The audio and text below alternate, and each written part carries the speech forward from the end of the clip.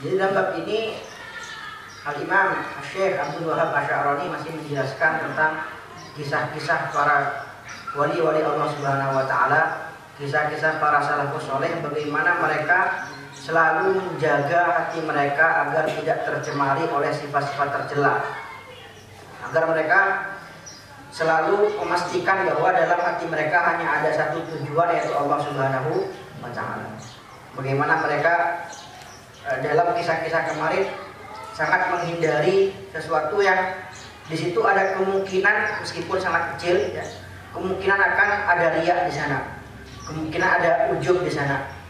Bahkan kan Sufyan Ats-Tsauri rahimahullah taala yaqul kullu alimin takburu halaqatu darsihi, setiap ada orang alim ya, seorang ulama yang mana halaqah pengajiannya ini dinamakan halaqah ya, pengajian dikelilingi oleh seorang ustaz, dikelilingi oleh para murid, ini namanya halaqah ya, halaqah pengajian.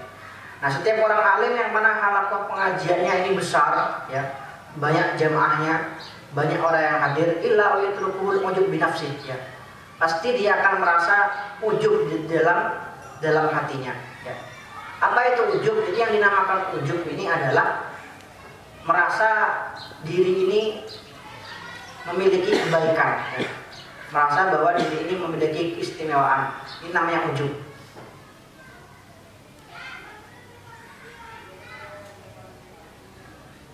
Nah, oleh karena itu beda ya antara ujub dengan kibir ya, antara ujub jumawa dengan kibir, yaitu sombong ya. Ketika sombong ya, ketika sombong atau kibir ini baru bisa tergambarkan ketika seseorang hidup bersama orang lain ya. Ketika seorang hidup bersama orang, dia hidup dalam bermasyarakat, dia hidup bersama para orang-orang, para tetangganya dan lain sebagainya. Kemudian dia merasa dirinya lebih baik daripada orang lain ya, merasa dirinya lebih mulia daripada orang lain. Dia mempunyai kebaikan, mempunyai ibadah, ilmu, harta dan lain sebagainya, yang dengan apa yang dia miliki dia merasa dirinya lebih baik daripada orang. Ini dinamakan sombong ya. Al-kibru batarul haq wa ghamdun nas ya, sabda Rasulullah sallallahu alaihi wasallam.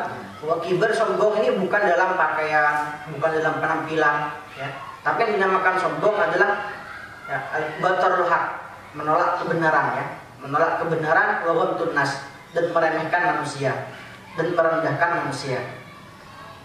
Nah, sedangkan ujub ini meskipun seseorang hidup di tengah hutan ya, seorang hidup di tengah hutan atau hidup di tengah gua, ini seorang masih bisa terkena sifat ujub ya. Bagaimana? Karena dia merasa misalkan di tengah hutan dia tidak hidup dengan siapa-siapa, dia hanya beribadah murni karena Allah Subhanahu wa taala ya, hanya disaksikan oleh Allah Subhanahu wa taala, tapi dirinya merasa dirinya masya Allah ya, saya ini masya Allah ya, saya ini hebat ya, saya ini ahli ibadah, saya ini orang alim. Nah, ini dinamakan dengan ujub. Ini dinamakan dengan ujub. Sedangkan apa yang membuat kita ya, ini ujub adalah salah satu penyakit hati ya. Ketika seseorang ya merasa bahwa dirinya memiliki kebaikan yang dihasilkan oleh dirinya sendiri ya. Bagaimana cara kita menghilangkan sifat ujub ya? Kita harus mencamkan dalam hati, benar-benar terus meyakini dalam hati, melatih hati kita untuk terus-terus meyakini bahwa semua kebaikan yang kita miliki ya, semua ilmu yang kita miliki, semua kemuliaan yang kita miliki, ini semua murni adalah anugerah dari Allah Subhanahu wa taala. Kita sama sekali tidak memiliki kebaikan sama sekali ya. Semua kebaikan yang kita miliki adalah murni dari Allah Subhanahu wa taala. Ya. Jadi kita bisa duduk di sini, bisa membahas ilmu-ilmu Allah ya, bisa membaca kitab-kitab para ulama ya.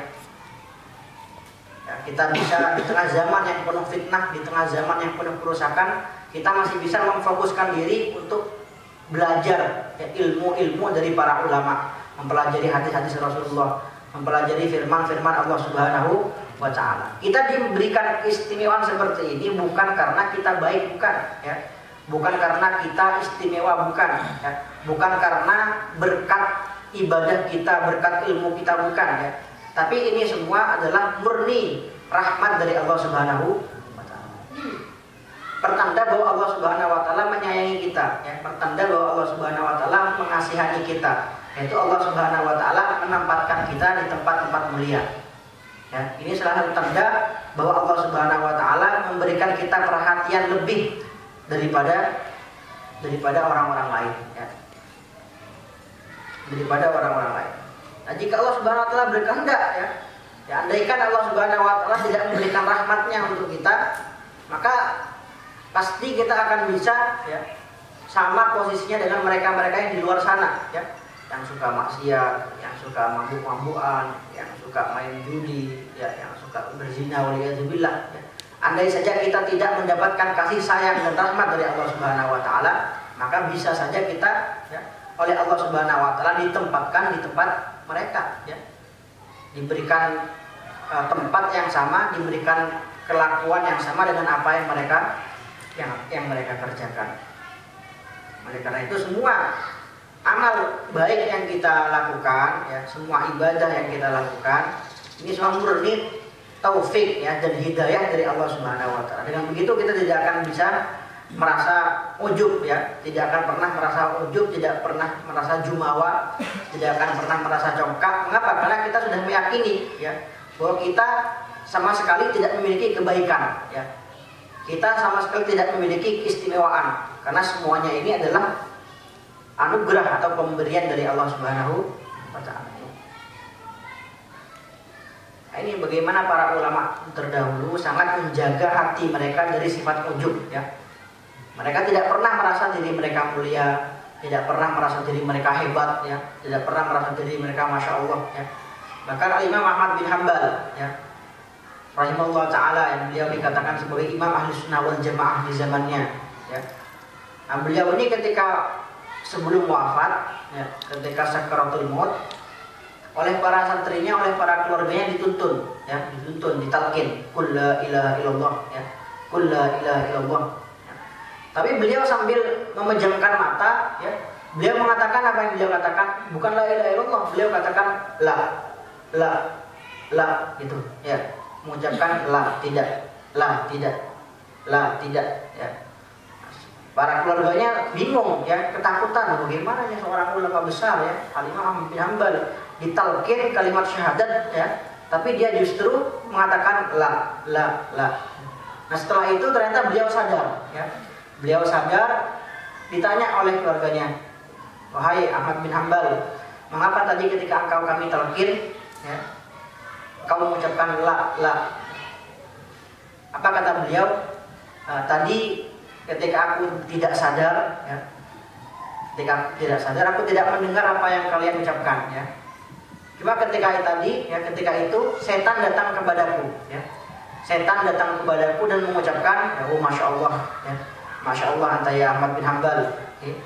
Masya Allah, salim taminni, falat taminni, ya. Sekarang engkau selamat dariku, ya. Kau ini orang hebat, masya Allah. Sekarang engkau selamat dari godaanku. Falat taminni, sekarang kau terlepas dari godaanku, ya. Apa tujuan setan? Setan ingin memuji Al-Imam Ahmad bin Hanbal. Tujuannya apa? Agar membuat diri beliau ujub, ya. Agar beliau merasa jumawa, ya. Agar beliau merasa hebat, ya.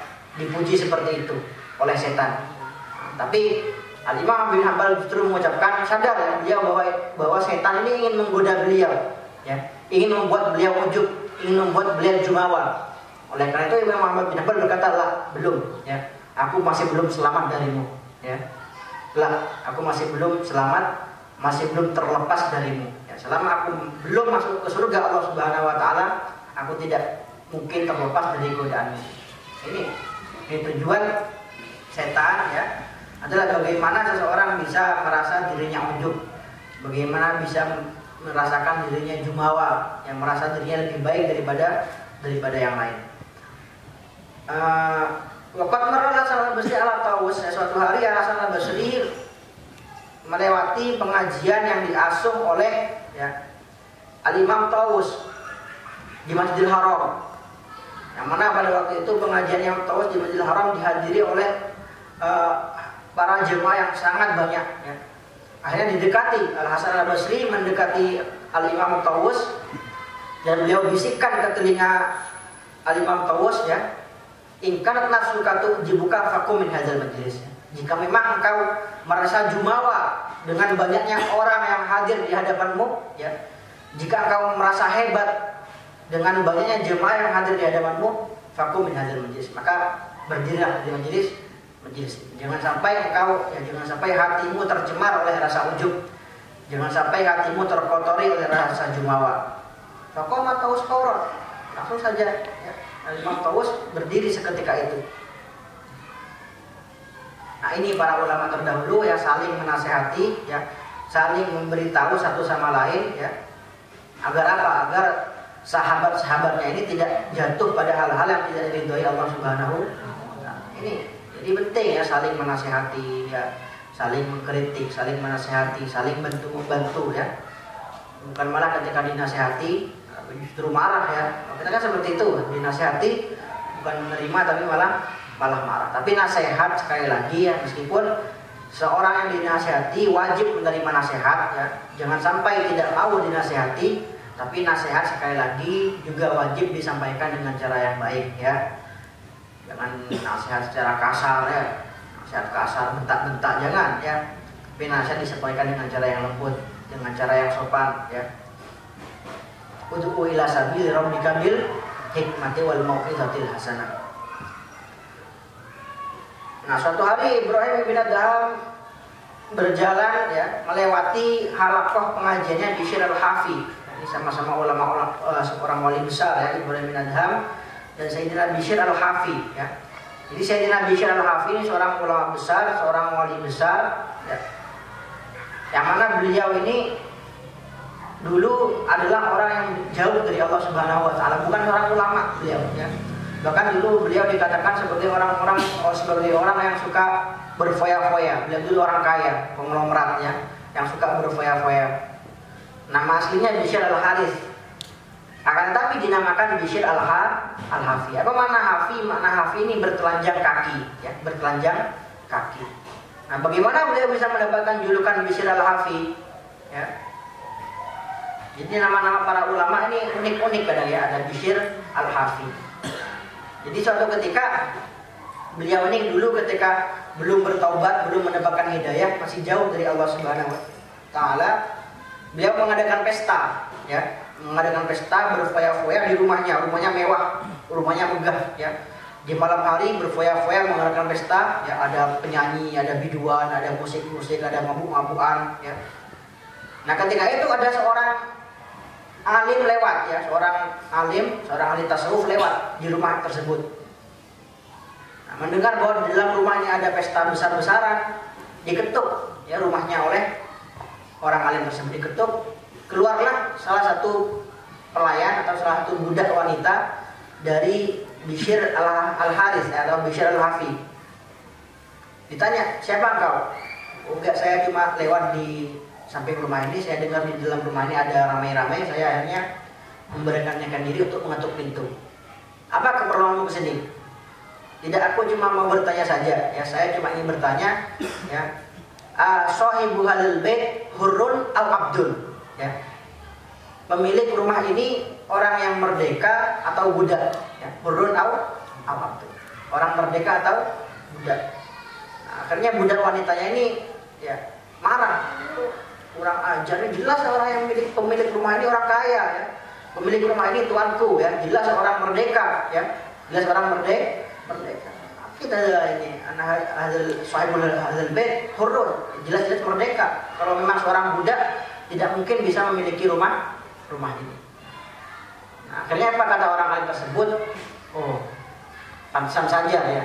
Andaikan saja dia benar-benar budak ya." Jadi yang dimaksud abad ini Abdullah yang dia maksudnya. Andai saja dia benar-benar budak, maka dia tidak akan pernah melakukan hal-hal ini ya. Jika memang dia murni, memang benar-benar merasa dirinya adalah budak atau hamba Allah Subhanahu wa taala ya, dia tidak akan pernah melakukan hal-hal seperti ini. Nah, akhirnya orang alim tersebut pergi.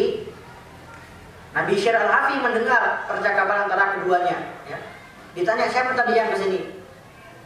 Nah, tidak tahu tuan, ada seorang yang aneh ya, seorang yang nggak dikenal, tiba-tiba menanyakan apakah pemilik rumah ini budak atau merdeka ya, seorang hamba atau merdeka. Akhirnya terketuk hati Bishr al-Hafi, dikejar orang tersebut ya, dalam keadaan bertelanjang kaki ya. Beliau keluar rumah dalam keadaan bertelanjang kaki dan beliau mengatakan, ke orang tersebut, ke orang alim tersebut, dia mengatakan bal ana abdun ya, bal ana abdun, bal ana abdun. Bahkan saya ini budak ya, saya ini budak Allah Subhanahu wa taala. Nah, mulai saat itu Bishr al-Hafi mengikrarkan diri untuk bertaubat di jalan Allah Subhanahu wa taala. Ada Bishr al-Hafi, ada Hatim al-Asom ya. Hatim al-Asom ini kan maknanya unik. Makna al-Asom ini maknanya apa? Tuli ya, budak biasanya. Tuli. Ini juga ada ceritanya. Hatim al-Asom dulu pernah ditanya ya. Dulu pernah ada seorang wanita menanyakan hukum kepada beliau, bertanya fikih kepada beliau. Nah, ketika orang wanita ini sedang mengobrol kepada beliau, yang ngobrol dengan beliau, bertanya hukum, tiba-tiba wanita ini kentut ya. Sakit perut, kentut.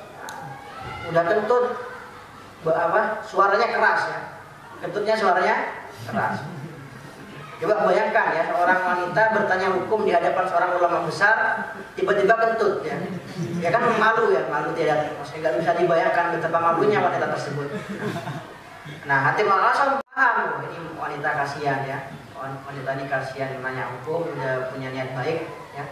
Tiba-tiba kentut ya di hadapanku. Kasihan, tahu bahwa wanita ini malu. Akhirnya apa yang dilakukan beliau? Beliau mengatakan, apa tadi? Ya, apa yang kau tanya tadi apa? Pertanyaannya apa? Nah, dikerasin lagi sama perempuannya ya, sama wanita tadi.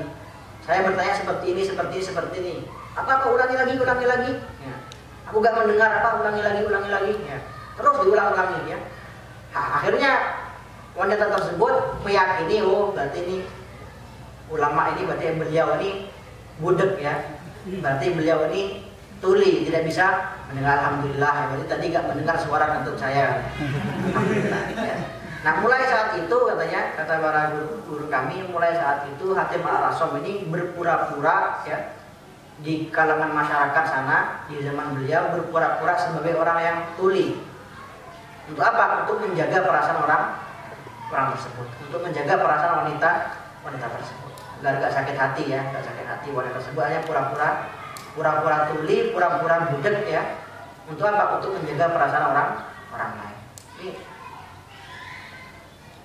persis seperti ceritanya Habib Abdul Qadir ya, bin Ahmad As-Segaf. Ya, jadi beliau ini salah satu guru dari para guru ya, para ulama di Tarim, kebanyakan berguru kepada beliau ya. Habib Omar, Habib Ali Al-Jufri ya, Habib Salim Asy-Syatiri, semuanya berguru kepada beliau. Beliau ini dijuluki sebagai kutub ya, kutbul auliya, atau pemimpin dari para wali ya. Jadi para wali ini ada derajat-derajatnya, ada pangkatnya, ada wali abdal, ada wali autad, ada wali nujaba. Nah, yang paling tinggi nih derajat wali adalah wali kutub. Nah, sama persis ceritanya seperti yang saya Al-Asom tadi. Beliau ini suatu ketika ya, Al-Habib Abdul Qadir bin Ahmad As-Segaf diundang ke suatu pengajian ya, suatu acara di rumah seseorang. Nah, ketika setelah selesai acara, beliau naik mobil ya, diantar oleh tuan rumahnya ya. Akan tuan rumah saking takzimnya kepada beliau, saking hormatnya kepada beliau diantar sampai ke mobil. Nah, ketika sebelum beliau naik mobil ya, beliau duduk di mobil, tuan rumah ini masih ngobrol dengan beliau ya, dengan beliau. Akhirnya tuan rumah ini karena saking takzimnya kepada beliau, pintu mobilnya Habib Abdul Qadir ditutupkan ya. Tuan rumah yang menutupkan pintu mobilnya. Udah, akhirnya Habib Abdul Qadir pulang ya. Perjalanan sekitar 4 menit atau 5 menit ya. Sekiranya udah sekitar 4 km atau 2 km dari rumah tuan rumah. Beliau minta supirnya turun ya. Berhenti turun. Supirnya heran, mengapa kok disuruh turun ya? Mengapa suruh berhenti? Nah, ternyata beliau menyuruh berhenti, mengapa? Karena jari beliau ini terjepit pintu mobil ya. Jadi beliau terjepit pintu. Jadi tadi waktu tuan rumah nutupin pintu mobil, jari beliau terjepit pintu. Nah, akhirnya sopir beliau heran ya Allah ya Habib, ya, sampai duka, berdarah jari beliau ya. Mengapa kok antum baru sekarang ya masih tahu ya? Mengapa kok nggak dari tadi atau antum mengatakan bahwa jari antum terjepit ya? Apa maka jawabnya Pak Habib Abdul Qadir menjawab, tidak ya. Aku takut menyakiti perasaan orang tersebut, ya. Ya, bayangkan kalau orang tersebut seorang pemimpin, masya Allah, ya, seorang pecinta ulama, seorang pecinta habaib. Jika dia sampai tahu bahwa jari Habib Abdul Qadir As-Segaf, seorang ulama besar, seorang habib besar, ya, terluka gara-gara perilakunya, ya, terluka gara-gara perbuatannya. Oh, mungkin bisa dibayangkan betapa sakitnya perasaan orang tersebut, ya. Mungkin nggak bisa tidur sampai seminggu mungkin, ya, kepikiran kalau gimana, merasa bersalah, ya. Pasti akan merasa bersalah. Nah, oleh karena itu Habib Abdul Qadir mengatakan, ya, aku tidak menjerit, ya, aku tidak mengeluh, ya, aku tidak menunjukkan bahwa aku kesakitan, ya. Untuk apa? Untuk menjaga perasaan orang tersebut. Agar dia tidak merasa bersalah, agar dia tidak merasa tersakiti. Nah, ini bagaimana para ulama dahulu, ya, para guru kita, para ulama kita selalu menjaga perasaan orang lain. Jabr khotir, ya, bahasanya ini jabr khotir, menjaga perasaan orang.